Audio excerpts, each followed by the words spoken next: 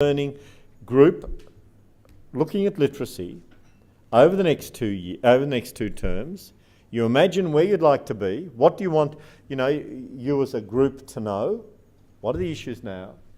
That you specify them and you say, how are you going to get there? It's going to make the journey much easier. And it's going to allow you to be much more focused and go about, achieving things more effectively. In terms of a professional learning community in our situation, improved pedagogic practice is what we're wanting to achieve. And so dialogue about learning and pedagogy is going to be the means by which the change is achieved. And so we're really going to be valuing that sort of talk, and we're going to be doing things to try to get that talk going, or we're going to be doing things to show that we value that sort of talk with colleagues, because this talk won't necessarily develop automatically. And finally, that students as well as staff can take a leadership role.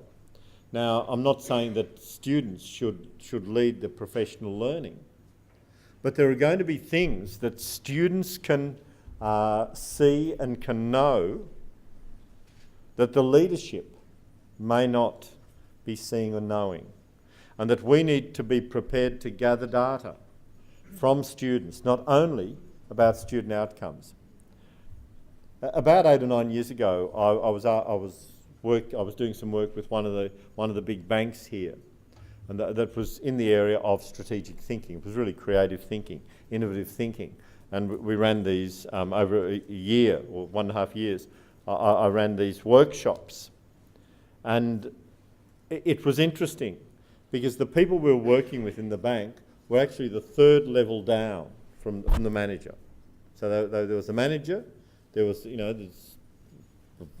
deputy manager, whoever, and then there were these. So they were pretty high up in the bank. And on one occasion, we had a discussion about how you get information about the context in which you work. And there were, at this point, there were two senior managers who I was working with another coach.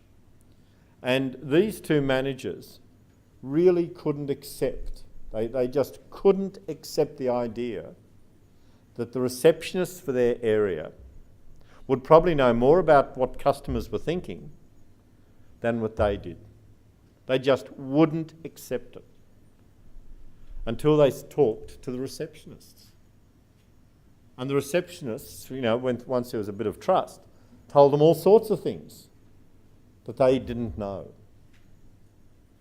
And in a different area, it really convinced me that we need to look at a range of information sources. And that's why, I guess, over our 3 days, I've been really pushing the idea of gathering data from the students. Not only, what they can read, but how they believe our teaching is targeting their needs. How well they believe we're engaging their existing knowledge. I mean, we can do all these things in ways that don't necessarily put us in a difficult position with the class. And I would say that in most cases, the children would be very interested and keen to know that we were interested in how they read the situation, because after all, they're the ones who need to be, changed by this. So the idea of, in your professional learning community, being prepared to look at ways of gathering data. The next point, that teacher professional learning is valued explicitly, and that there is time for self-reflection and evaluation. Now, ultimately, I guess in the utopian future, all of us as teachers will have time to do that reflection. We don't, in a lot of cases, have time now to do it as part of our job.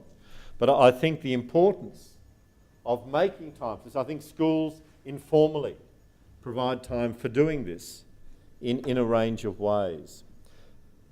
We're only going to have our learning community work improved if individuals do engage in reflection and if the group as a whole actually engages in that reflection as well. And we're talking about both reflecting on what happened, and so going back over in your mind particular teaching procedures or particular contexts that worked, and also reflecting into the future, visualising what something might look like. When you are teaching children to paraphrase, what will they be doing? What could be obstacles? So it's reflection both backwards and forwards. And the last point, that the community actually values high quality learning outcomes. Now, how is that done? When the community does learn something, it does come up with an improved way of teaching reading, one aspect of reading. There is dialogue about where else it can be used, how it can be implemented in other areas, what other problems could it solve, how would it work in these particular situations. So the high quality learning outcomes are outcomes that can be used across a range of situations and that allow you to solve a range of problems. And so having developed an outcome in particular situations, then looking at where you can move it to in terms of far transfer, that would be important in terms of where the knowledge goes. So in that discussion, we've looked at some key characteristics of a professional learning community. What does it look like? And if you were going to evaluate it, I wanted you to have some points to look at in terms of evaluating where your learning communities are now, where are they doing well, where are they not doing so well, and how could you go about pulling levers on improving them. We've looked at the two extreme situations. The situation where you have 4 classrooms, professional knowledge 1, 2, 3 and 4, where the 4 teachers are doing great things, but there is no combination of knowledge at all. As opposed to the second situation where there is a real focus on combined knowledge. So if we're looking at professional learning teams for literacy teaching, this is what we're talking about. And the professional learning team for improving literacy will be doing those 4 things. Is that okay? They will be the key things that the professional learning team for literacy would be focusing on. And we should be able to assess how effectively the professional learning team for literacy is moving by looking at those characteristics. Can you see where all this fits in? So this is what we're talking about.